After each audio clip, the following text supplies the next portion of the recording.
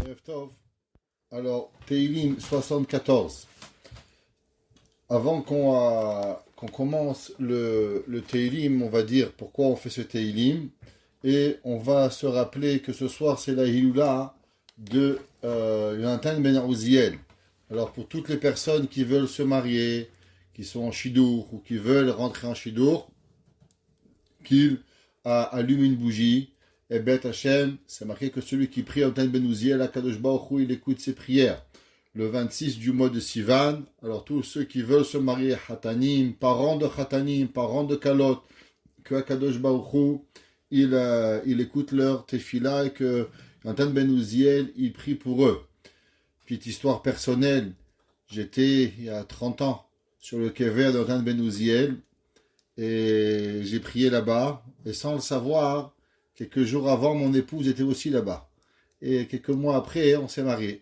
Vous voyez comment Akadosh Baruch Hu, il fait les choses. Un, il vient de la France, un, il vient du Canada. On prie et on arrive et on se marie ensemble. Akadosh Baruch Hu, Odeat Alumot. Il faut avoir la Emouna. Et Akadosh Baruch Hu, il donne ce que on a besoin chacun de nous. Alors, pourquoi on lit Teilim 74? Mi she'eshlo sonim ameikim alav. Celui qui a des ennemis on a des ennemis des fois en superficie et on a des ennemis des fois profonds, des ennemis qui nous veulent vraiment du mal, alors qui disent ce Teilim et qu'il verra et qu'il pense à chaque mot, traduction de chaque mot, et il va voir des miracles. Grâce au Teilim 74, Akadosh Baruch Hu lui enlèvera toutes ses ennemis. Une ville qui sont venus autour de elle des ennemis. Par exemple, en Eretz Israël, on sait, il y a beaucoup de villes où malheureusement, à 2 minutes, il y a des ennemis d'Israël ou quelqu'un comme ça, alors qu'ils le disent le matin et le soir, et Akadosh Baruch Hu, il écoutera la prière et il va, Be'ezrat Hashem, sauver la ville de tout le mal qui puisse arriver à cette ville. Alors on va tout d'abord dire pourquoi, qui a écrit ce Teilim, et on va traduire un petit peu ce Teilim. Alors, il y a plusieurs raisons et plusieurs explications. Qui c'est qui a écrit ce Teilim? Teilim, il dit Maskil le Asaf. Que veut dire le mot Maskil? Il y a plusieurs explications à cette terminologie de Maskil. Rashi, il dit que généralement, quand on voit le mot Maskil, ça veut dire que si on veut comprendre ce Teilim, il y a besoin d'avoir de la compréhension profonde. Ça veut dire qu'on ne peut pas juste lire le Teilim et on va comprendre. C'est comme si que David Amelech nous disait que ce Teilim, il a besoin d'une compréhension approfondie pour pouvoir véritablement comprendre ce Teilim qui est venu pour pouvoir nous expliquer. Le Ibn Ezra, à l'inverse, il dit que le mot maskil vient du mot d'une chanson. Comme si que le compositeur de ce Teilim, il avait composé entièrement le Teilim d'une forme de chanson pour pouvoir y arriver. Qui était Asaph? On a dit Maskil le Asaph. Pour comprendre qui était Asaph, on va aussi comprendre à quel moment ce Teilim il a été composé.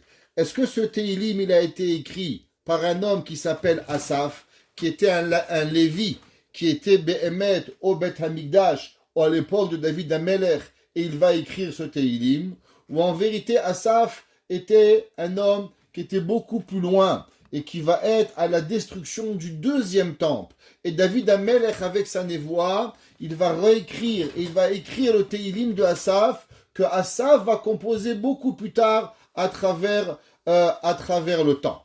Et principalement, Asaph, d'après certains, il a vécu à la fin du 1er temple, ou d'autres, c'est un Asaph qui a vécu à la fin du 2e temple. Et pour pouvoir prophétiser, à savoir la destruction ou bien de Nebuchadnezzar, ou bien de Titus, comme on va expliquer, à savoir qu'est-ce qui est arrivé. Principalement, d'après tout le monde, il est une lamentation que Asaph va écrire sur Israël, que Israël est dans Hastarat Panim. Que veut dire Hastarat Panim? Hastarat Panim veut dire principalement quand Akadosh Baruch Hu, malheureusement, il est avec le peuple juif, mais il est de forme cachée et il n'est pas véritablement dévoilé comme on devrait le voir, comme ce qu'il devrait avoir. C'est marqué dans nos Chachamim quelque chose d'extraordinaire à propos de ce Teilim de David Amelech. David Amelech, il écrit Lama Elokim Zanarta Lenetza. Pourquoi tu as abandonné à l'éternité de Israël? Qu'est-ce que ça veut dire Lama Zanarta? Pourquoi David Amelech, il emploie ce terme qu'Akadosh Baruch Hu, il va dire? Il s'est marqué dans les Mefarshim quelque chose d'incroyable. Que David Amelech, il dit à Hachem, comme ça qu'il explique Béhémet le Ben Ishraï, et c'est quelque chose qui m'a profondément touché, l'explication qui est apportée. Il dit le Ben Ishraï que l'homme, souvent, il fait des péchés, et Akadosh Baruch Hu, il punit le peuple juif. Il dit le Ben Ishraï, Veim tomar alohem chatu pashubi. L'homme, il faute, il se rebelle contre Akadosh Baruch Hu. On a déjà expliqué souvent que l'homme, il a deux aspects. Il a un aspect de fils, il a un aspect de serviteur. Quand il est dans l'aspect de fils, alors Akadosh Baruch Hu, il peut être gentil avec lui et il peut le pardonner. Mais quand l'homme, il est d'une façon qui est, bien sûr, en rebelle, alors il prend, quelque part, une définition de Eved, de serviteur, et Akadosh Baruch Hu, il devient un roi. Alors on dit souvent Avinu Malkenu, notre père, notre roi. Akadosh Baruch Hu, il peut être un père, Akadosh Baruch Hu, il peut être un roi. Si Akadosh Baruch Hu, il est un roi, alors comment Akadosh Baruch Hu, il peut pardonner nos péchés? Parce qu'on sait qu'un roi n'a pas le droit de pardonner. Le seul qui peut pardonner, c'est qui? C'est un père. Si Hachem, il est un père, alors il peut pardonner au peuple juif. Mais si Hachem, il est un roi, alors un roi n'a pas le droit de pardonner nos péchés. En kevodo malchut. Alors il dit d'arrêt Tzion ze shachan tabo. Qu'est-ce que ça veut dire? Il dit qu'on sait qu'Akadosh Baruch Hu nous dise nos chachamim quelque chose d'extraordinaire. Et il dit que si l'homme en vérité devrait choisir deux choses, est-ce que l'homme il devrait choisir qu'Akadosh Baruch Hu il le punisse, ou bien qu'Akadosh Baruch Hu il se cache de la personne? Et il dit que ve'alpi ma shamarti de tzarot she'en b'ashgacha Yoter tovim et astarat panim shel Akadosh Baruch Hu. Il dit qu'est-ce qui est pire? Un père qui parle à son fils, un père qui gronde son fils, ou un père qui disparaît de son fils. Il y avait un jour une femme que mes parents connaissaient, et c'était une femme qui jouait au casino. Elle jouait au casino, elle jouait aux cartes. Et un jour, elle avait gagné son salaire, et elle est partie au casino, et elle a joué. Et son fils, qui avait 14-15 ans, l'attendait devant la maison en plein hiver à Paris. Et il attendait, maman, 5 heures, 6 heures, 7 heures, 8 heures. Et la maman est au casino. Et les heures, elles passent, et elle voit rien qui se passe. Et l'enfant est resté jusqu'à 3 heures du matin, en plein froid, dans Paris. Et là, elle regarde, elle avait perdu son salaire au complet. Et elle rentre à la maison, et elle voit son fils. Et son fils, il la regarde, et son fils, il lui dit rien. Cette madame, elle avait raconté que la pire des choses qu'elle avait reçues, si son fils, il lui avait crié « Maman, pourquoi tu m'as laissé ?» Alors elle aurait se senti moins coupable. Après tout, mon fils, il m'a crié dessus. Alors j'ai reçu ma punition, que j'ai laissé mon fils de 5 heures du soir à 3 heures du matin, 10 heures dans le froid. Mais du fait que l'enfant n'a rien fait, et que l'enfant, il a comme si qu'elle n'existait pas. Il lui a même pas adressé la parole. Ça l'a profondément touché. Et ce qu'elle a fait, elle a juré de ne plus jamais jouer. Nous disent Chachamim, qu'est-ce que c'est la pire des punitions? Dans la Torah, elle dit qu'à la fin des temps, Akadosh Baruch Hu va'anochi aster astir panay me'em. Akadosh Baruch Hu, il va se cacher de nous. Nous disent Chachamim qu'un coup, une punition, mais si on voit la main de Dieu dans la punition, elle est plus agréable que de voir Chas v'Shalom comme si que Akadosh Baruch Hu, il a complètement abandonné le peuple juif. Il dit le pasuk Lama Elokim zanarta ye'eshan apecha betzon maritecha. Et il dit que on demande à Akadosh Baruch Hu, tu sais, si on a voyé du feu, au moment où on a vu le feu brûler dans le temple, encore on a vu la main de Dieu. Que le temple y brûlait, c'était encore la main d'Akadosh Baruch Hu qui était avec nous. Avalama zanarta, mais que tu nous as abandonnés et qu'on n'est pas capable de voir Akadosh Baruch Hu à travers nous. Et dit Ve'ila Yud Yeshidat Ilomar, David Amelech Alav Shalom Itpalel, Lama zanachta otanu. Pourquoi cet abandon? Pirouche istarta panecha mitanu legamre. La plus grande des malédictions qui arrive dans la Torah, c'est que d'Akadosh Baruch Hu dit ve'anochi aster astir panai mehem. Quand Dieu il se détourne et il se cache du peuple juif, alors c'est la pire des choses. Et David Amelech il dit Alo yoter tov shiyashen apecha betzon maritecha. On aurait préféré voir souvent des claques, mais les voir avec Akadosh Baruch Hu, qu'on puisse voir que Dieu s'occupe de nous. Shetir'as alenu bekavana, mekuvenet u beashgacha, shebazeh al kol panim mitchapru avonoteinu. Il dit que quand un homme il voit Dieu, même dans la colère de Dieu, alors il est avec Hachem. Mais quand un homme il voit pas Kadosh Baruch Hu, alors il n'a même plus de choix de pouvoir revenir. La Gemara elle nous enseigne dans Masechet Berachot, et elle nous dit qu'un homme, que tout lui va trop bien dans la vie, la parnassa, les enfants, le shidour, la santé, tout va à la perfection. La Gemara dit qu'il faut s'inquiéter. Pourquoi? Parce que l'homme ne peut pas être parfait. Et Akadosh Baruch Hu, il a besoin de nous envoyer des petits messages, pas des grandes choses. Un petit ongle qui fait bobo, un petit pied qui a un petit peu mal, juste pour revenir un petit peu, un petit pouce qui fait mal, qu'on envoie trop de textes pour la campagne de Yeshiva, des petites choses comme ça, rien de compliqué, mais juste de quoi suffire pour pouvoir nous rappeler que Akadosh Baruch Hu, il est là. Quand l'homme, il vit dans un monde où il y a tout va bien, la Gemara dit, c'est que Akadosh Baruch Hu, il est tellement pas intéressé à toi, que Akadosh Baruch Hu, il t'envoie rien. Il t'amène pas à l'ordre. Alors David Amelech, il écrit et il dit, Maskil et Asaf, David Amelech, il vient et il écrit, demande à Akadosh Baruch Hu, il dit, tu sais, Lama Elohim Zanarta, pourquoi tu as abandonné le peuple juif à une longue période, comme si que ça a l'air la Netzach. Ça veut dire quoi la Netzach? La Netzach, ça veut dire l'éternité. Après 2000 ans d'exil, le peuple juif, il a le sentiment, comme si que Akadosh Baruch Hu nous a abandonné à l'éternité. Ye'eshan apecha. Il dit, tu t'es fâché, et tu as, à des moments dans la vie d'un homme, quand un homme est très énervé, sa respiration, elle est forte, comme si qu'il a du feu qui sort du nez. Betson maritecha. David Amelech, il dit, Akadosh Baruch Hu, qu'est-ce que tu fais? Comment tu peux t'énerver? Mais qui nous sommes? Nous sommes seulement des petits moutons. Que si Barminan, tu vas t'énerver, alors ils vont tous mourir. David Amelech, il dit à Hachem, s'il te plaît Hachem, ne t'énerve pas trop avec nous. Ne nous abandonne pas. Ramène-nous chez toi, Kadosh Baruch Hu, à cause qu'on a besoin de toi. David Amelech, il dit, comment on peut calmer la colère de Dieu? Zechor adatecha.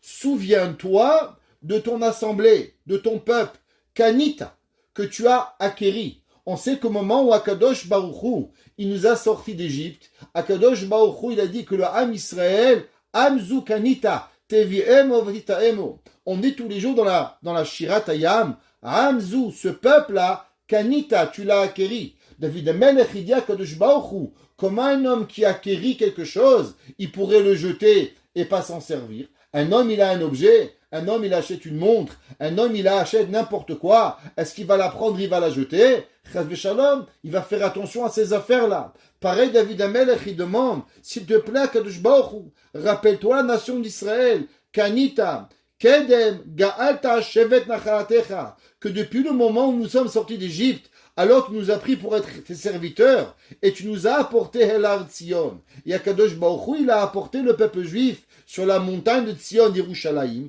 Shachan Tabo. Et qu'est-ce que tu as fait? Tu as résidé à travers le peuple juif. Tu as construit le premier temple, tu as construit le deuxième temple, tu as amené la présence divine. Alors du fait qu'on a été méritant, que Kadosh Baruch Hu a sorti le peuple juif d'Égypte, que Kadosh Baruch Hu a fait les miracles à travers les 40 ans d'Égypte, qu'il a conquis Eretz Israël pour nous, qu'il a construit le premier temple et le second temple, alors à Kadosh Baruch Hu, tu mérites qu'aujourd'hui de nouveau, que la présence divine, elle revient chez Akadosh Baruch Hu, parce que Behemet, nous sommes ton peuple. Harima pe'amecha. Il dit David Amelech, tu as élevé. C'est quoi pe'amecha? Alors, pe'amim, pe'amecha, souvent on emploie le mot pe'amim, ce sont les pommes de la main. Pa'amon verimon, ce sont les pommes. Mais ici, ça ne veut pas dire les pommes. Et c'est écrit dans les Mefarshim que ce sont tout ce qui arrive à l'homme, toutes les souffrances de l'homme. Quand David Amelech, il dit Tirouf, Arwa, Avalot, Shata, Ose, Shiolovecha. À travers les nations, à travers les exils, combien de soucis le peuple juif il a eu pour son éducation, pour ses enfants. Aujourd'hui, on n'a qu'à juste voir à combien le peuple juif, malheureusement, on est à la veille d'une guerre civile où il y a des gens en Israël, des gauchistes, qui demandent pratiquement de prendre des armes contre leurs propres frères. Barminan, on s'est battu il y a 75 ans contre un peuple et les nazis qui ont voulu exterminer le peuple juif. Et aujourd'hui, on a tous été sauvés. Aujourd'hui, on a tous été amenés en Eretz Israël. Aujourd'hui, on a tous un seul Dieu. Et aujourd'hui, qu'est-ce qui se passe? Il y a des gens qui viennent et qui veulent créer une guerre entre frères. Ces soucis à travers les millénaires, à travers les centaines d'années de mamans, de papas, de leurs enfants. David Amelech, il demande à Kadosh Baruch Hu, s'il te plaît Dieu, prends un petit peu tout ça et envoie-le sur tes ennemis. La Masuot Netzach, pour que eux, ils sont complètement détruits à tout jamais. Gamoul, alors Akadosh Baruch Hu fait du bien à tout celui qui a fait du mal à Israël. Bakodesh, Akadosh Baruch Hu, s'il te plaît. Rappelle-toi qui a détruit ton temple et qui a reconstruit ton temple. David Amelech, il dit Kolera, Oyev Bakodesh. Rappelle-toi, c'est qui l'ennemi qui est venu et qui a envoyé sa main dans ton sanctuaire. David Amelech, il continue et dit Sha'agut Sorecha. Ils ont crié tes ennemis. On sait de quoi on parle. On sait que c'est marqué dans les versets que au moment, c'est marqué dans la Gemara, dans Masechet Sanhedrin, la Gemara elle ramène dans le 5e Pérec. Dans Masechet Gittin, elle nous dit que le roi Titus, au moment où il est venu dans le temple, alors il est rentré et le temple était en train d'être brûlé. Et qu'est-ce qu'il a fait? Il a pris une épée et il a rentré dans le parochet. Quel était le parochet? Le parochet était ce rideau qui séparait dans le Beth Amikdash. Dans le Beth Amikdash, il y avait deux parties. Il y avait ce qu'on appelle le Saint, le Kodesh, et il y avait le Saint des Saints. Le Kodesh à Kodashim, où là-bas, il y avait le Aaron avec les Luchot. Dans le deuxième temple, il n'y avait pas les Aaron et les Luchot, ils avaient été cachés, mais il y avait une pierre, qui était cette pierre où Akadosh Baruch Hu a commencé la création du monde. Ça s'appelle Even Shetia. Et tous les services divins que le Kohen Gadol faisait le jour du Yom Kippourim, alors il est posé sur cet endroit. Et cet endroit, il y avait la présence divine. Au moment où Titus y va rentrer, Titus il va venir et il va rentrer un couteau dans le parochet. Au moment où il va rentrer un couteau dans le parochet, qu'est-ce qu'il va faire? Alors, le sang va couler de l'épée et le parochet était rempli de sang. Titus il va dire, j'ai tué le Dieu des Juifs. S'il y a le sang qui coule, ça veut dire que quelque part, j'ai tué le Dieu des Juifs. Et Titus Aracha, il a dit à Kadosh Baruch Hu, regarde, moi je suis plus fort que toi, Dieu. Toi, tu n'as pas été capable de m'arrêter. Moi, je suis venu avec mon épée, avec mon armée, et j'ai tué le Dieu d'Israël. Chaz v'shalom. Chachamim disent pourquoi? À cause que Titus y pensait que si on est capable de faire souffrir et d'exterminer le peuple juif, ça voulait dire qu'on était capable de détruire le Dieu d'Israël. Et qu'on n'avait pas le pouvoir de détruire le temple, à moins qu'on arrivait à détruire le Dieu d'Israël. Akadosh Baruch Hu, véritablement, pourquoi le sang a coulé? C'est que Dieu pleurait comme une maman qui pleure sur son enfant des larmes de sang. Pareil, Akadosh Baruch Hu pleurait de tout son cœur et de toute son âme, Kaviachot, si on peut dire qu'Hachem a une âme, au moment où il a vu qu'il a été obligé de détruire détruire le temple pour pouvoir sauver le peuple juif. C'est marqué dans le Zohar, Rabbi Shimon Bar Yochai, il nous dit, à quoi ressemble le temple? Le temple ressemble à un machal, nous dit le Zohar, à travers un roi qui avait fait une statue extraordinaire, en verre, une sculpture magnifique, où chaque fois qu'il y avait quelqu'un qui rentrait dans le palais royal, le roi disait attention, s'il vous plaît, ne vous approchez pas de cette structure, de cette statue, elle est extraordinaire, elle a été faite à la main, elle est magnifique, et le roi parlait d'elle, de cette structure qui était extraordinaire. Et à chaque fois que le roi y rencontrait quelqu'un, il lui faisait montrer comment elle est belle, comment elle est taillée, les couleurs qu'elle avait. Dit le Zohar pareil. Il n'y avait rien de plus beau à Kadosh Baruch Hu que le Beth Amikdash. Le temple était la plus belle des choses que Akadosh Baruch Hu a fait. La Gemara nous dit, Kol Michelora Binyan Hurdus Miyamav, Lora Binyan Yafe Miyamav. La Gemara dans Masechet Baba Batra, elle dit, tout celui qui n'a pas vu une construction belle comme le temple d'Hérode n'a jamais vu quelque chose d'aussi beau. La Gemara, elle a dit, qu'est-ce qu'il avait le temple d'Hérode? Hérode, il avait fait en marbre sur les murs du Beth Amikdash de façon à ce que quand on s'éloigne, il y avait des pierres qui rentraient et des pierres qui sortaient avec un mouvement. Ça avait l'air comme des vagues qui tournaient en permanence sur les murs et ça avait l'air comme si on était à Hawaï journalièrement de voir cette magnificité du temple d'Hérode. La Gemara dit, il n'y avait rien de plus beau que le temple que Hérode il avait fait. Il n'y avait rien de plus beau. Akadosh Baruch Hu n'avait de joie que quand il voyait le Beth Amikdash, quand il voyait les korbanot, quand il voyait ce que Am Israël faisait. Un jour, le fils du roi dit le Zohar, ça ressemble à un jour, le fils du roi a été et a manqué de respect au roi. Comment le roi peut faire montrer à son fils à combien il est fâché avec lui? Comment il va faire? Est-ce qu'il va frapper le fils? Il va lui casser la tête? Il va lui couper un bras? Est-ce qu'il peut faire du mal à son propre fils? Mais le roi, de l'autre côté, il a une envie extraordinaire de faire montrer son mécontentement à son fils. Qu'est-ce qu'il fait, le roi?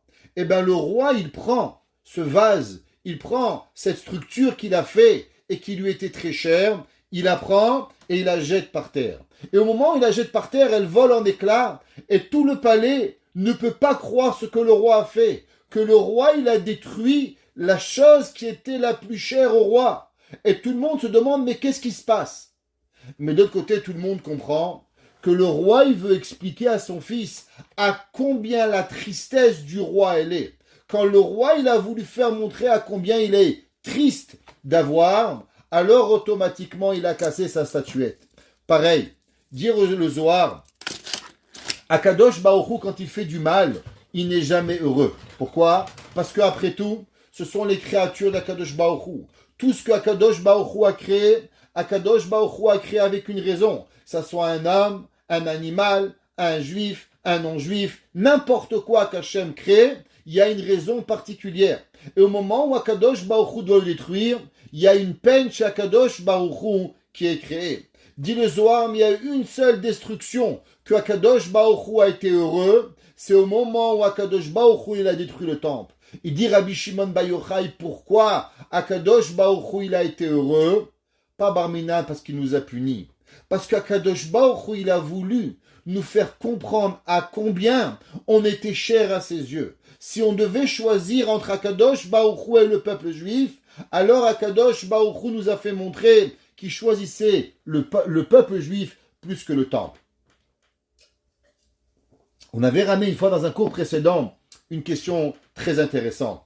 Le jour de Tisha B'Av, vous savez que depuis les Ben Hametzarim, qui vont bientôt commencer, dans trois semaines, on va commencer le Shiva Asar B'Tammuz, et on rentre doucement dans une période de deuil.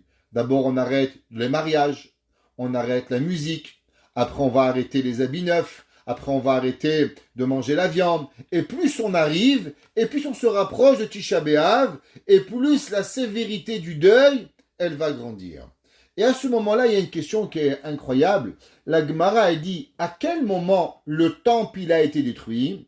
La Gemara a dit que le temple il a été détruit Tisha B'Av en après-midi.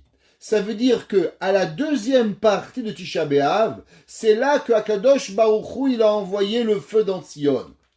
Demande Rabbi Nathan de Breslev, je comprends pas. Si le moment où le temple a été détruit, c'est Tisha B'Av en après-midi, comment se fait-il que c'est à ce moment-là qu'on commence à se lever du deuil? À quel moment on s'assoit sur les chaises, on enlève, on commence à nettoyer la maison pour les femmes de façon à préparer Mashiach à l'après-midi, au moment où le temple était détruit? Demande Rabbi Nathan, je ne comprends pas. Ça aurait dû être l'inverse. Normalement, on aurait dû commencer petit à petit et on aurait dû rentrer dans le deuil total au moment où le temple a été détruit. Parce que c'est à ce moment-là que le peuple juif va perdre la gloire de Am Israël. Écoutez, qu'est-ce que dit Rabbi Nathan? Il nous enseigne Rabbi Nathan de Breslev qu'en vérité, pourquoi on était en deuil? Parce qu'on avait peur pendant 3 semaines. Akadosh Baruch Hu, quelque part, il avait un débat. Est-ce qu'il va sauver son temple et détruire le peuple juif? Ou il va détruire le peuple juif, garder son temple, ou détruire le temple et sauver le peuple juif? Pendant que les Romains rentraient à Jérusalem, plus les Romains rentraient, et plus le peuple juif se posait la question, qu'est-ce que Akadosh Baruch Hu il va garder? Est-ce que Akadosh Baruch Hu, nous le peuple juif, nous sommes plus précieux que le temple, ou le temple est plus précieux que le peuple juif? Alors on pleure, et on est là, on demande à Akadosh Baruch Hu, s'il te plaît Hachem, je t'en supplie Akadosh Baruch Hu, fais que le peuple juif, il a plus d'importance que ton temple. Au moment où le temple il est détruit, qu'est-ce que ça veut dire qu'au moment où le temple est détruit? Ça veut dire qu'Akadosh Baruch Hu, il a gardé la Netzach Israël. Il a gardé que le peuple juif sera éternel. Au moment où Hachem, il brûle le Beth Amikdash, c'est qu'il envoie un message au monde entier. Vous voulez savoir qu'est-ce que c'est l'éternité? L'éternité n'est pas mon temple. Ni le premier temple, ni le second temple. Quelle est l'éternité? L'éternité, c'est Netzach Israël. Parce qu'Akadosh Baruch Hu, il a fait un choix de détruire le temple plutôt que d'Israël. C'est pour ça qu'au moment où le temple il brûle, c'est là que nous on se lève pour pouvoir y arriver. Et c'est là que le pasouk, David Amelech, il dit, Arima pa'amecha lemaswot netzach. Est-ce que tu sais qu'est-ce que tu as fait? Envoie aux ennemis à tout jamais la destruction. Kol era oive bakodesh. Parce que c'est eux qui ont détruit le temple d'Israël. Le peuple juif a construit le temple. Sha'agut sorecha. Bekerev moadecha, ils ont crié de joie tes ennemis. Samu ototam otot. Et eux, ils sont venus et ils ont fait énormément de sorcellerie pour pouvoir y arriver. La Gemara nous dit qu'il y avait 3 grands personnages qui se sont servis de sorcellerie pour pouvoir détruire Israël. Le premier, ça a été Nebuchadnezzar. La Gemara dit que Nebuchadnezzar, qu'est-ce qu'il a fait? Il a envoyé des flèches. Et toutes les flèches, elles allaient vers Israël, et c'est là qu'il a voulu et qu'il allait détruire Israël. Néron, le général Néron, lui aussi l'avait essayé. Il avait vu que les flèches dirigeaient vers Israël, et la Gemara a dit que Néron, il a dit, à la fin je connais l'histoire, de la même façon que Nebuchadnezzar, il allait détruire Israël, et à la fin, Kadosh Baruch Hu, tu as détruit Nebuchadnezzar. Alors le roi Néron, qui on appelé chez les Goïms, l'empereur fou, parce qu'ils disent qu'il s'est sauvé, mais d'après la Gemara, Néron va se sauver en Israël, va se convertir et va avoir comme descendance Rabbi Meir. C'est pour ça que Rabbi Meir, comment il s'appelle? Nehorai. Que veut dire Nehorai? Nehorai vient de la lumière, mais aussi vient de la provenance de Néron. Le grand-père de Rabbi Meir Balanès était Néron, l'empereur Néron, qui va se convertir pour ne pas détruire Israël. Chachamim nous disent qu'il y a une 3e personne qui s'est servie de la magie pour savoir s'il allait en guerre, qui était Sadat. Sadat, quand il est allé en guerre pour Israël, alors le roi égyptien, il a demandé aux astrologues égyptiens, il leur a demandé c'est à quel moment qu'il faut détruire Israël. C'est quand le moment qui est le moment le plus propice pour venir faire la guerre à Israël. Tout le monde sait que le jour de Yom Kippour, il y a un korban très particulier qui est apporté. C'est quoi le korban? Il s'appelle le korban Azazel. Et dans l'astrologie, c'est un moment où Azazel il a une force très particulière. Et eux, ils avaient pensé, c'est marqué dans les livres de Kabbale qui ont été écrits à ce moment-là, par les grands Gédolim du XXe siècle, que Sadat avait demandé, qu'il avait vu que le jour de Yom Kippour, et de la même façon que nous apportons un korban la Azazel, alors il y a une force particulière pour venir et faire la guerre à Israël. Qu'est-ce qui va se passer? Sadat va rentrer en Israël, mais il a oublié qu'une seule chose. C'est que le jour du Yom Kippour, où sont tous les Juifs? Tous les Juifs sont à la synagogue, où ils prient, où dit Shema Israël Hashem Lokeinu Hashem Echad, Hashem Hashem Mer Rachum Vechanu Nerech Apayim. Et on répète des milliers de fois dans le peuple juif, on répète 10 fois les Selichot, 26 fois Hashem Hashem Kerachum Vechanu Nerech Apayim. Et le jour qui est dans l'astrologie, qui était officiellement bon pour les nations va se trouver un désastre pour les nations. Et malgré qu'en Égypte, ils ont le palais de la victoire d'Égypte sur Israël, incroyable. Si un jour vous allez en Égypte, il y a un palais, il y a un musée, il y a le musée de la victoire de l'Égypte. Ça, c'est la plus belle chose qui a jamais existé. Un musée d'une histoire inventée.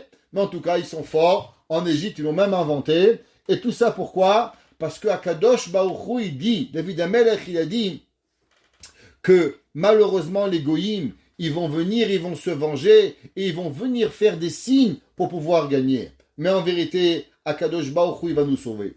Yivada, David Amelech, il continue et il dit, Yivada, ça va être considéré aux yeux des hommes, Kemevi, comme celui qui va apporter du bois envers Akadosh Baruch Hu, Bisvach Haes Akardumot, comme si qu'un homme, il va venir pour couper du bois, ouais, tellement ils étaient contents quand ils ont malheureusement détruit le peuple, le Beth Amikdash, pour pouvoir y arriver et pour pouvoir faire ce qu'ils devaient faire.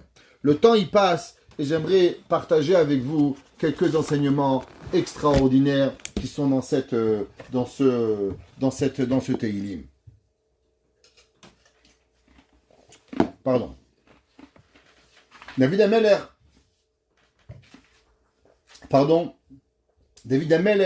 dans Teilim Kraf Aleph, dans le Teilim 21, dans le Passouk 21, David Amelech, il écrit un Passouk très intéressant qu'on va expliquer.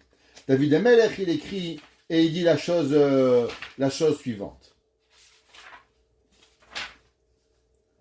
Al Yashov Dach Nichlam. Israël, il dit, David Amelech, peuple juif, qu'est-ce que ça veut dire Dach?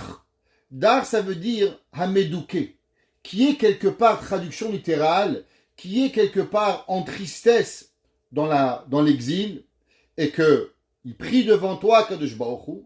David Amelech, il dit, ouais, ne détruis pas Israël, les Hashiv otoreka milefanecha. David Amelech, il dit Hachem, Al Yashov Dach Nichlam, Ani ve'evion. Même que le peuple juif, il est cassé, il est pauvre, il est mendiant, Yehalou Shemecha. Mais Am Israël, qu'est-ce qu'il fait? Il en reste qui louange à Kadosh Baruch Hu. Ça veut dire que même si souvent on a l'impression que le Am Israël, il est un petit peu détruit, qu'il n'a plus rien à lui-même, à David Amelech, il dit, mais après tout, Israël, il est avec toi et il va pouvoir te louanger. Et s'il te plaît, Akadosh Baruch Hu, fais tout pour que Akadosh Baruch Hu, qu'il va écouter notre prière. Nous disent le Pshat. Le Zohar, il dit, vous savez, c'est marqué dans Avraham Avinu. Avraham Avinu, il dit, Avraham Zaken Ba Bayamim. Qu'est-ce que ça veut dire que Avraham, il est venu Ba Bayamim? Il est venu avec ses jours. Si vous vous rappelez, on avait expliqué dans Shir HaShirim que David Amelech, Avraham Avinu est arrivé 175 ans avec chacun de ses jours remplis à 100% pour pouvoir faire ce qu'il avait à faire. C'est-à-dire qu'il n'y avait pas un jour de perdu. Il y a des gens dans leur vie, ils ne se rappellent pas ce qu'ils ont fait hier. Il y a un jour, un homme, un grand professeur d'université, il est venu voir le Rav Chaim Kanievski. Il lui a demandé à son petit-fils, je vois dans ton grand-père un double sentiment. Je vois dans ton grand-père un sentiment de souci, et je vois de l'autre côté dans ton grand-père une joie incroyable. Comment c'est possible qu'il y a dans la même personne, au même moment, ces deux sentiments?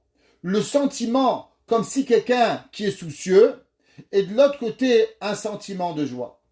Alors le petit-fils a demandé à Rav Chaim, il lui a demandé la question.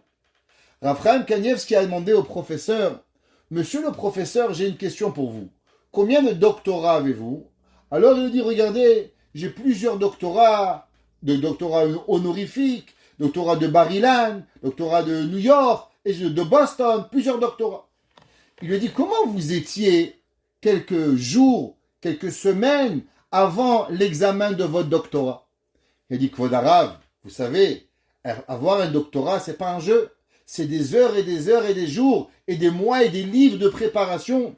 Ma femme, elle sait que quand je passe un doctorat, un mois à l'avance, personne ne parle. je m'enferme dans une chambre et je prends mes livres et j'étudie et je mémorise tout ce que je dois mémoriser pour être sûr de passer.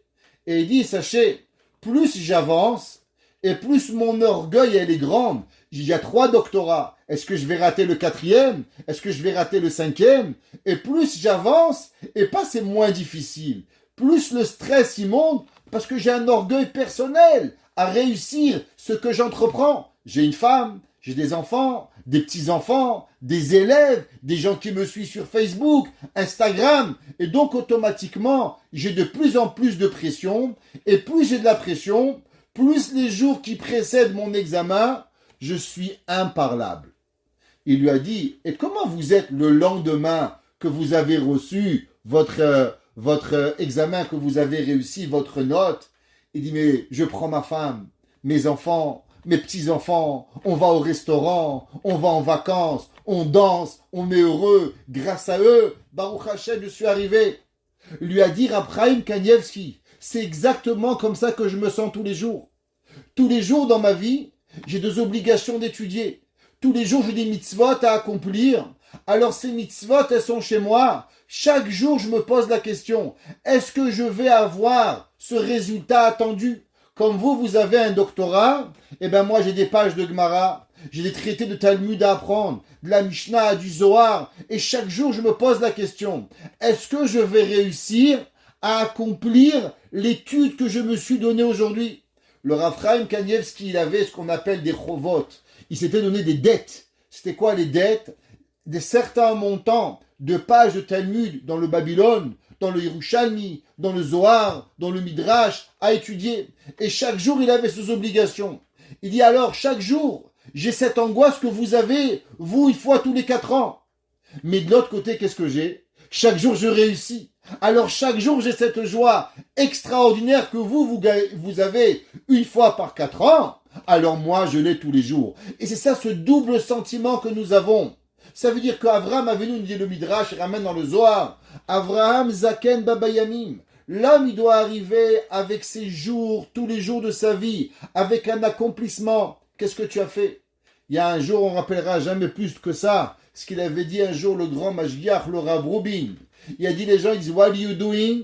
Ils disent, I'm killing the time. Je tue le temps. Et le Rav Rubin, il avait dit, you don't killing the time's killing you. Toi, tu tues pas le temps, mais c'est le temps qui te tue. Parce que chaque jour que tu n'étudies pas, alors tu as perdu un jour. Le jour, il est passé, c'est terminé. On a raté le cours, c'est terminé, on ne va pas revenir.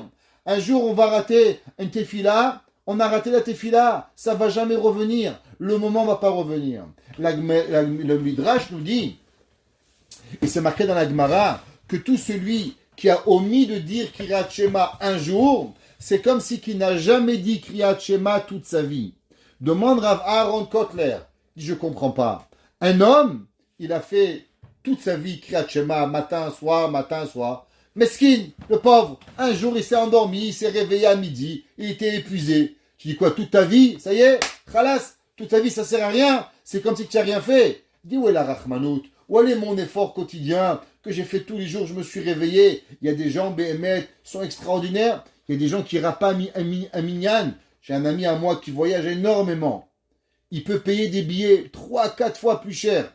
Il rate jamais un Minyan. Jamais. Il prend une correspondance pour s'arrêter 4 heures, 5 heures, pour aller à Mincha, pour aller à Arvit, pour aller à Shacharit. Il peut payer des billets d'avion quand il doit voyager. Je vous promets, 3-4 000 dollars. Mais il s'assure de faire Mincha, Ma'ariv, Shacharit, l'autre bout du monde, faire un arrêt, Mira pas la tfila Minyan. Tellement c'est important pour lui. Alors comment c'est possible qu'un homme, c'est marqué il a raté une tfila, il a raté un Kriyat Shema, comme si qu'il n'a jamais dit Kriyat Shema toute sa vie. Dit Rav Aaron Kotler, il dit le Rav Aaron Kotler quelque chose d'extraordinaire. Vous savez, on dit tous les jours dans la tfila, Baruch ata Hashem Elokeinu melech haolam, shelo asani goy. On a dit dimanche que le Baal Shem Tov, il a dit qu'il n'y a pas une joie plus grande tous les jours de Shelo Asani Goy. Chaque jour, on se réveille. Je suis un juif, j'ai une neshama, Baruch Hashem. Je pourrais plus m'appeler Monsieur Jean Dupont et j'aurais pu être en train de vendre des cacahuètes. Baruch Hashem, je suis un cours de Torah. Baruch Hashem, je suis Amanifrar. Baruch Hashem, j'ai une Neshama, Nefesh, Ruach, Neshama, Chaya, Yechida. Merci à Kadosh Baruch Hu, Va'ani, Kirvat, Elokim, Litov. Je suis près d'Akadosh Baruch Hu. Qu'est-ce que ça veut dire? C'est marqué dans les Sfarim. Vous savez, le monde entier se pose une question. Le monde entier est à la recherche d'une seule et unique question. Quoi faire de ma vie? Vous voyez, vos enfants, allez, vont au secondaire 5, première année d'université. En France, c'est connu. Première année de médecine, il y a je ne sais pas combien d'étudiants. Deuxième année, crac. 3/4, ils ont parti. Ils ont arrêté. Pourquoi? Ah, c'était pas pour moi. Ah, c'est trop difficile. Ça veut dire qu'il y a des gens qui rêvent qu'ils vont être médecins. Il y en a 20 000 par an. À la fin, combien ils sortent médecins? 300. Ça veut dire qu'il y avait 20, il y avait 19 300, 19 700 rêveurs. Combien il va sortir de ces 20 000? 300. J'imagine ça. Ça veut dire combien vont réussir du début à la fin? 10 ans d'études. 300 sur 20 000. C'est une honte. C'est une chouma à combien le monde, il est fait rêver. Qu'est-ce qu'il arrête? Après l'essai dentiste, ça marche pas. Après l'essai kinésie, ça marche pas. Après il devient banquier, ça marche pas. Et à la fin, au Hachem, il devient plombier et il comprend que c'est mieux pour lui 9 à 5. On raconte une petite blague. Il y avait un jour un homme, il a un problème de plomberie. Alors il amène un plombier et il lui demande, il fait un petit travail, il vient pour 15 minutes. Il dit, je vous dois. Il dit $200 de l'heure. Il dit quoi, $200? Il dit, moi je suis médecin, je cherche pas $200. Il dit, je sais, moi aussi avant j'étais médecin. Ok? Alors, il est arrivé, il a, en tout cas. Alors, qu'est-ce qui arrive? L'homme, il a une question. Et jusqu'à la fin de sa vie, vous savez, il y a, chez les psychologues, il y a une blague, mais c'est une réalité. Ça s'appelle, on dit que chaque homme, il passe par deux guerres mondiales. La guerre mondiale 14-18 ou 39-45. Où on a l'adolescence, où on a la crise de la quarantaine. Généralement, on espère de ne pas avoir les deux, de ne pas vivre deux crises cardiaques, de ne pas vivre deux crises, mais d'en vivre qu'une. Si tu as vécu ton adolescence, Baruch Hashem, à 39-45, laisse les gens tranquilles. C'est quoi cette crise que l'homme il a à 39-45? Ramim nous disent, c'est que l'homme il arrête, il se pose une question. Est-ce que je suis dans le bon endroit? Est-ce que ma vie elle a un sens? Est-ce que ma vie elle a un tachlit? Il y a des gens, ils se retrouvent à 60 ans. Qu'est-ce que tu as fait? Rien. Quoi, rien? J'étais une maison. Après, ma femme, elle a divorcé. Elle m'a piqué la maison. Je me suis bagarré avec mon fils. Il m'a pris l'argent. Un hospice de vieux à 80 ans sans rien. Toute ta vie, c'était quoi? Wallo, merkanch. Zéro. Le pauvre. Il est là. Il y a une seule chose que la Torah, elle vous donne. Une chose que vous allez jamais vous poser la question. Jamais. Jamais. Pourquoi? C'est quoi mon tachlit? Le tachlit de la Torah, c'est de faire les mitzvot, d'être avec Kadosh Baruch Hu, de faire Shabbat, de faire Yom Tov, d'être un bon juif, d'être une femme, Kdusha, Tahara, Shabbat, Nida, Chala, Adlaka. Si tu fais ça, tu sais par définition que toi, tu es dans le bon. Quelle différence entre le bon et le mauvais? Le bon, c'est quand tu es sûr. Le mauvais, c'est le doute. La semaine dernière, on a dit, qu'est-ce que David Amelech il a dit? Va'ani kirvat Elokim litov. Qu'est-ce que ça veut dire? David Amelech il dit, quand l'homme, il est proche d'Akadosh Baruch Hu, il sait ce qu'il a à faire, il est dans le bon. Tu vas demander à un juif de 90 ans qui est au collège, c'est quoi ta vie? Voilà. J'ai appris le chasse, j'ai appris le Bavli, le Yerushalmi, le Midrash, le Tosfot, j'apprends un Chumash. Baruch Hashem, ma vie elle est bien. Mes petits-enfants dans la Torah, mes arrière-petits-enfants dans la Torah. Ça c'est ma vie qu'elle va arriver. L'homme il doit être là pour pouvoir vivre. Dans la 24 heures d'un homme, combien de personnes, des 24 heures qu'un homme il vit, chaque jour, à combien il se dit qu'il fait pour son but? Demandez à un médecin, il vous dit, ok, je travaille 4 heures par jour, ok, au Québec, 1h30, et le reste, il est en pause. En tout cas, et c'est normal, il faut se reposer, hein, de l'heure et demie qu'il a travaillé avant. Ça prend 8 mois pour avoir un rendez-vous chez un GP. Bon, c'est pas grave, merci là pour les médecins. En tout cas, il arrive que tu vas chez le médecin, tu dis, moi, ta journée, elle a duré 8 heures. Tu peux m'expliquer combien dans tes 8 heures de jour, tu as fait quelque chose qui est vraiment nécessaire. Il va dire, bon, j'ai vu telle patiente, après j'ai mangé, émet. À part quelques médecins qu'on connaît, qui sont nos amis, qui donnent leur cœur et leur âme, bémet, et qui répondent jour et nuit, les autres, ils perdent leur temps. Un juif, qu'est-ce qu'il a? Il va dormir, il fait Kriyat Shema.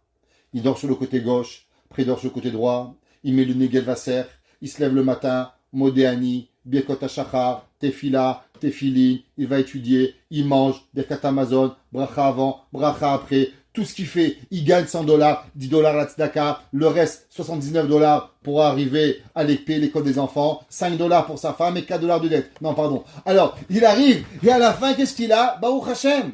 Toute sa vie, elle est à 100% pour Akadosh Baruch Hu. David Amelech, il écrit, et il dit à Akadosh Baruch Hu, Al Yashov Dach. C'est quoi Dach? Dach, c'est la Gematria 24. Il dit le Noam Eliezer, on demande à Kadosh Baruch Hu, s'il te plaît Dieu, comment tu peux pas voir dans notre vie que nous, le peuple juif, on est 24 heures sur 24 à ton service? Nous, on se pose pas tous les jours la question, est-ce que je suis à la bonne place? Est-ce que c'est bien? Est-ce que je sais que je fais bien. Je sais que j'étudie. Je sais que je fais Shabbat. Un homme qui est Shomer Shabbat, alors pendant 25 heures, il a 25 heures de Shmirat Shabbat de mitzvot. Il a 25 heures. Un homme, combien dans ta vie tu vas demander à un gars et tu lui demandes, dis-moi monsieur, tu es un bon monsieur, tu es une bonne personne. C'est quand que tu as donné 24 heures sur 24 au but de ta vie? La réponse est impossible. Il dit, il faut que je mange, il faut que je bois, il faut que je dorme, il faut que je m'amuse, il faut que je me repose. Je suis pas un robot. Si l'homme, il a donné dans sa journée 8 heures par jour, alors c'est beaucoup. C'est une excellente personne. Est-ce qu'on peut donner 24 heures de sa vie, 24 heures par jour, tous les jours de sa vie, à un but? Il dit David Amelech, ben oui, c'est possible. Tu sais pourquoi, Kadosh Baruch Hu, tu mérites d'amener la Géoula, de donner que Mashiach il arrive? Al Yashov Dach Nichlam. Il dit à cause que Béhémet, les 24 heures par jour, ils sont à toi, Kadosh Baruch Hu. Toi, Kadosh Baruch Hu, tu nous les as donnés. Et que le peuple juif, il peut dire Bechol Derache Chadaeu. C'est marqué dans le verset dans Michelet, Perek Gimel Pasuk Vav, chapitre 3, verset 6, qu'en vérité, à chaque moment, manger, boire, dormir, faire n'importe quoi, on vit à Kadosh Baruch Hu que l'homme, il peut arriver. Alors on dit à Hachem, s'il te plaît, par ce mérite, qu'on a quelque chose de plus, apporte-nous la Géoula. C'est marqué dans le Chida. Le Chida, il dit, tu sais à quoi ça fait référence? Les 24. Les 24, ils font référence aux 24 livres que nous avons dans Torah, Nevi'im et Ketuvim. Combien avons-nous de livres de la Torah au complet? La Gemara dit que la Torah nous dit que nous avons 24 livres, qui sont par rapport à quoi? Aux 24 ornements que Akadosh Baruch Hu il a donné à Chava. On sait qu'au moment où Adam Arishon, Akadosh Baruch Hu il a endormi et il lui a créé Chava, il a donné à Chava combien de kishutim, combien de bijoux et de préparations? Il lui a donné 24. La Gemara, le Zohar, c'est marqué. C'est quoi les 24 ornements? On sait que la femme, elle est représentative de quoi? Représentative de la Shekhinah. La Shekhinah, elle est féminine, c'est la Malchut. Akadosh Baruch Hu a donné au royaume du peuple juif combien? 24 prophètes qui vont arriver, 48, mais 24 livres de prophétie qui vont donner au Ham Israël. Dit Akadosh Baruch Hu, David Amelech, Dieu, dit le Chida, tu vois pas ce que tu nous as donné? Tu vois pas que grâce à ces 24 livres de Torah, que nous apprenons le matin, l'après-midi, le soir, Bereshit, Noach, Lech Lecha, Yoshua, Shmuel, Shoftim, Melachim, Yeshaya, Yirmia, tout ça on ne mérite pas d'avoir véritablement avec toi Kadosh Baruch Hu pour pouvoir y arriver. Et le Noam Eliezer, il dit, c'est vrai, tu mérites. Seulement on sait que Kadosh Baruch Hu, pour donner la bonté à l'homme, qu'est-ce qu'il a besoin? Il a besoin d'avoir un canal. C'est quoi un canal? Ce qu'on va appeler un arrosoir. Vous avez de l'eau dans votre maison, vous voulez arroser votre gazon, il vous faut un tuyau. Il faut que le tuyau il passe du point A au point B. Sinon, tu ouvres le tuyau, ça fait une inondation. Tu bousilles tes fondations. Il y a besoin d'avoir ce tuyau d'arrosage d'apporter. Kaviachol Akadosh Baruch Hu, c'est le robinet. Akadosh Baruch Hu, il a le robinet, et le robinet il vient et c'est lui qui va te donner. Seulement à nous de mettre un tuyau d'arrosage pour pouvoir arroser. Un petit peu chez Madame Kouriat, un petit peu chez Monsieur Kenzi, un petit peu chez Stéphane, sans m'oublier aussi un petit peu chez Yaakov, un petit peu chez Lina, un peu chez Malka, et Kadosh Baruch Hu, il donne le shefa. Maintenant, si l'homme ne fait pas attention et il nettoie pas son petit trou où l'eau elle va arriver, eh ben l'eau elle va être bloquée, elle va aller chez le voisin. Alors des fois il y a un jet d'eau, un petit jet qui coule plus que l'autre. Pourquoi? Parce qu'il y a une petite pierre qui est rentrée. Le but de chacun de nous, c'est d'avoir l'arrosage qui vient à la perfection. Comment ce shefa il venait? Comment le shefa il arrivait dans le monde? Parnassa, santé, tout ce que nous avons envie, il va venir. On sait, dans la Torah, il y avait dans le Mishkan un objet très important qui s'appelait le Lechem Apanim. C'était quoi le Lechem Apanim? Ce qu'on appelle la table avec les pains. Là-bas, il y avait 12 pains qui représentaient, chacun des pains représentait en vérité une nation. Et les 12 Shvatim, les 12 tribus, et les 12 tribus, ils avaient chacun leur pain. De la même façon que le Kohen, il avait sur son pectoral, il avait les 12 noms. Chacun des pains, il représente aussi une des Shevatim. Et le pain de Reuven, le pain de Shimon, qui était la bracha, à savoir que chaque Shevet, Akadosh Baruch Hu, il donnait son tuyau d'arrosage pour pouvoir arriver à avoir. La Torah nous dit combien il mesurait chaque pain. La Torah nous dit dans le parashat Vayikra, Shene Esronim, il y avait une mesure qui s'appelle un Issaron. Et chaque pain devait être de 2 Isronotes. C'est quoi ces 2 Isronotes? C'est vous savez, la quantité de manger qu'on recevait de la manne dans le désert, c'était un Issaron. Chacun recevait une quantité. Les pains devaient être de 2 Issaron pour pouvoir y arriver. Alors combien il y avait de Isronotes dans le Lechem Apanim? Dans le Lechem Apanim, il y avait 24 Isronotes. Il y avait 24 mesures par rapport aux 12 pains qui arrivaient. Alors, ils nous disent, Rachamim, Akadosh Baruch Hu, on dit, regarde, de la même façon qu'à travers dans le Mishkan, dans le Beth Amikdash, pour pouvoir envoyer ce shefa, pour envoyer ce jet d'eau, pour envoyer cet afflux de parnassa, de santé, de bracha, de tout ce que nous avions besoin, qu'est-ce qu'il y avait? Tu avais le Lechem Apanim, que le Lechem Apanim, il était composé de combien? De 24 mesures de blé pour pouvoir y arriver et à donner ce pain-là.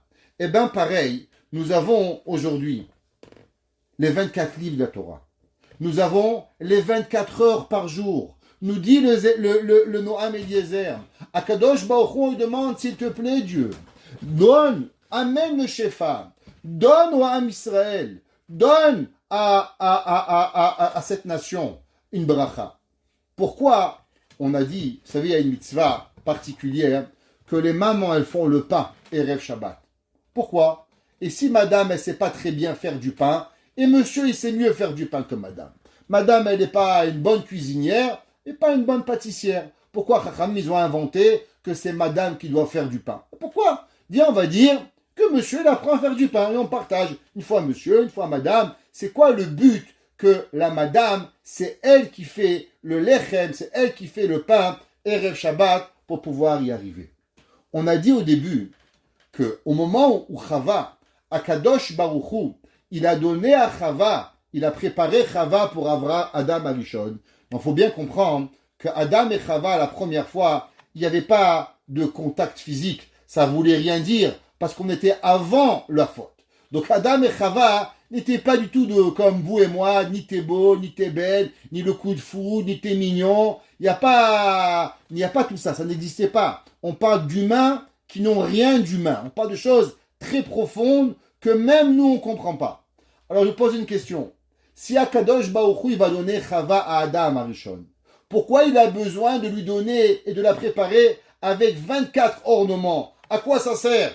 De toute façon, c'est la seule et unique femme dans le monde. Il aurait marié, même un pou, il aurait marié. Il n'y a qu'elle dans le monde. Il va se marier avec un éléphant, avec une girafe. Il marie la première femme, il va la marier. Chalas Baruch, Hachem lui donne.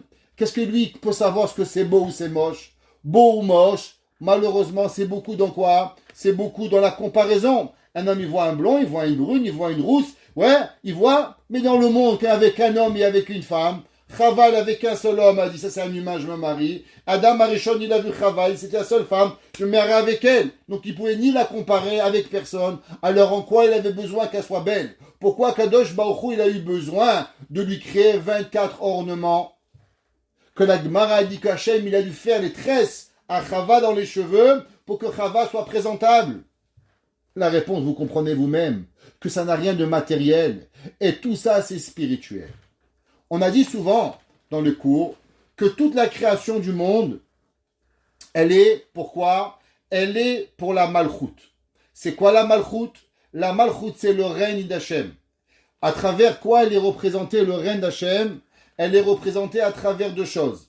La Emouna, comme on avait expliqué la semaine dernière, la Emouna, la croire en Kadosh Baruch Hu, avec simplicité, ça c'est Be'emet, la Malchut, que l'homme il a et que Aïdon Akadosh Baruch Hu d'être. Et c'est représenté par la Shrina, et c'est ce qui est représenté par nous, dans notre foyer, par notre femme. Ça veut dire que toute la Bria, tout ce qui est existé dans le monde, n'est venu que pour la Malchut. Et la Malchut, elle va et elle est représentative de Dieu, la Shrina, et à travers elle, tout va passer pour arriver dans le Olam.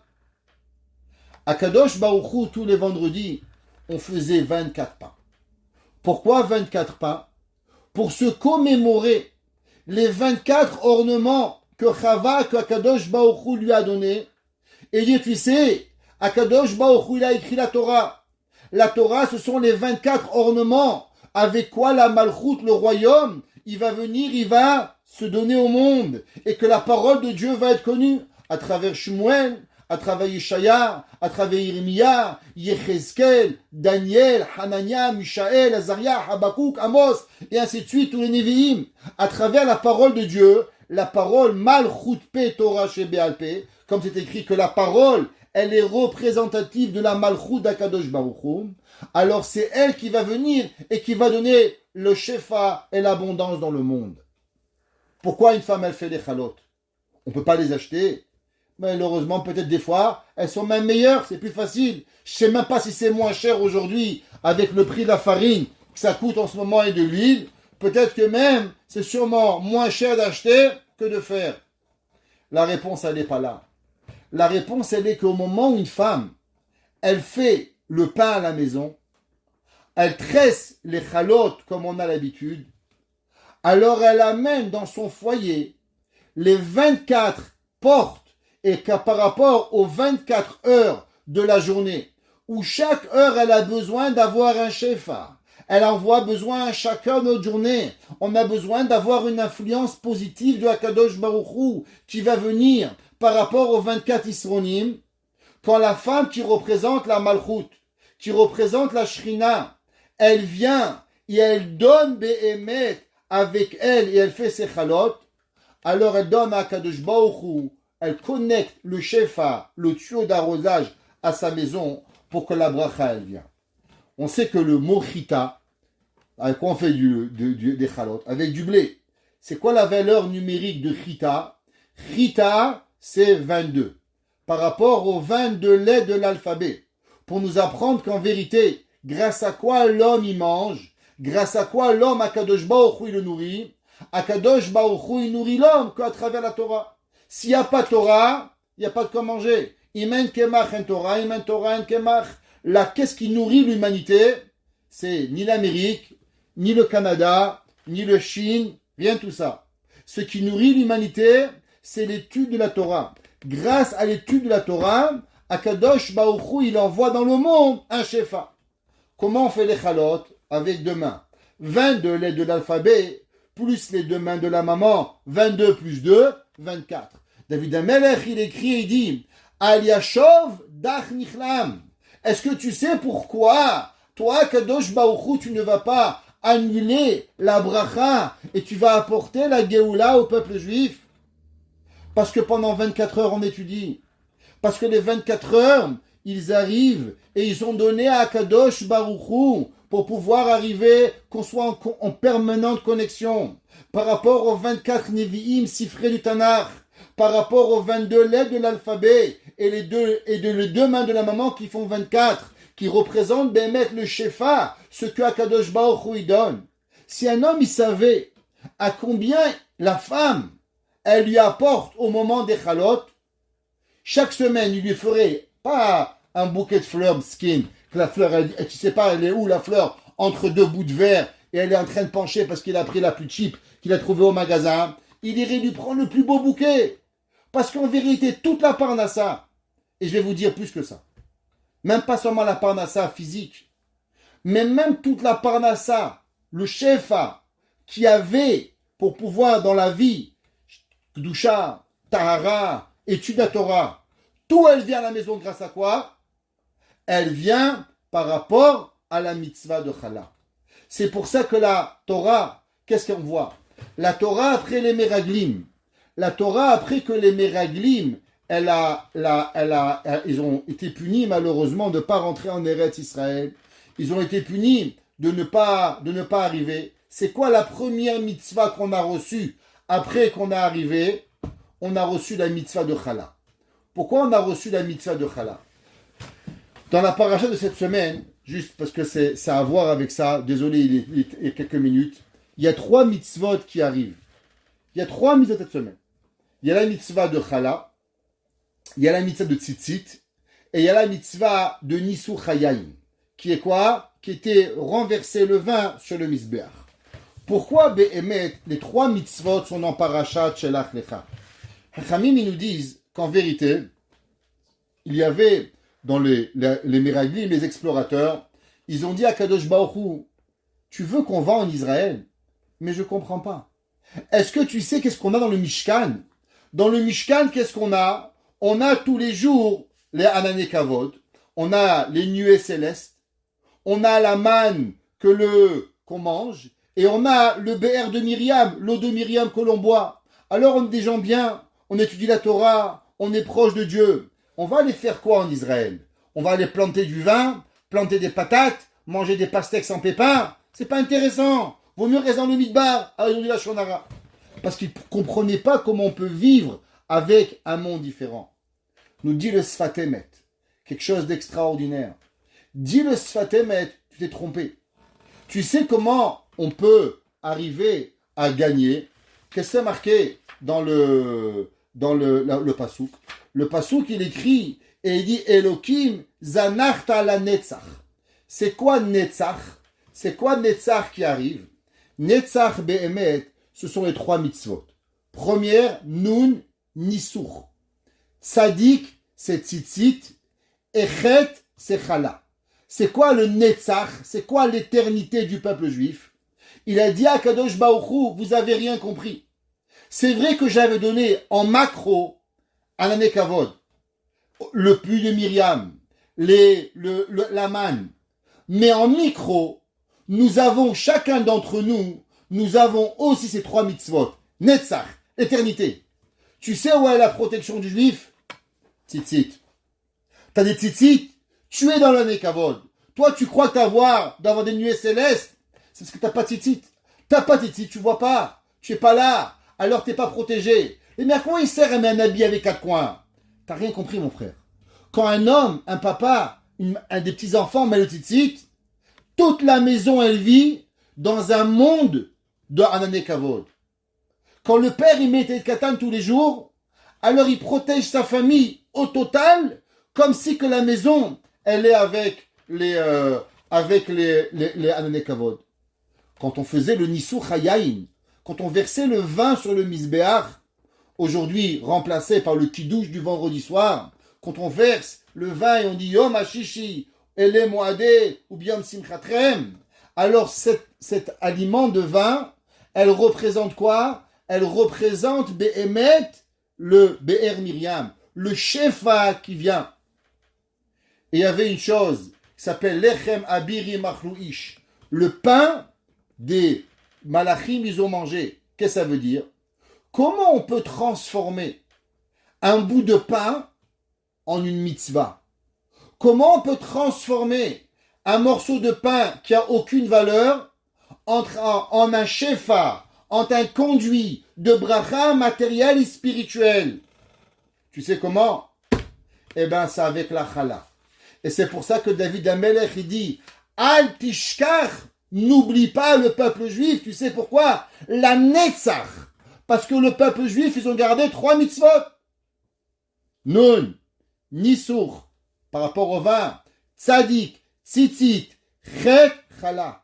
Grâce à ces 3 mitzvot, alors on va arriver. C'est pour ça la mitzvah de Chala. C'est pour ça que David Amelech, il écrit et il dit, Al Yashov Dach Nichlalam. Akadosh Baruch Hu, n'oublie pas que le seul conduit de bracha qui arrive sur terre, tu sais à travers quoi? À travers le Lechem Apanim. Tu sais pourquoi l'humanité elle mange? L'humanité elle mange aujourd'hui grâce au moment où la femme, elle prend son blé, qui est valeur numérique Rita de 22 avec ses 2 mains, elle fait la chala, alors elle nourrit l'humanité. Tu te demandes, mais qu'est-ce que tu fais, madame? T'as rien d'autre à faire que de faire du pain, t'abîmes tes ongles. Elle dit, ben non. Tu sais qu'est-ce que je fais? Je nourris l'humanité. Il dit, pourquoi tu t'appelles Bill Gates? Tu fais des puits en Afrique? Il dit, moi, j'ai pas besoin de faire des puits en Afrique pour nourrir l'humanité.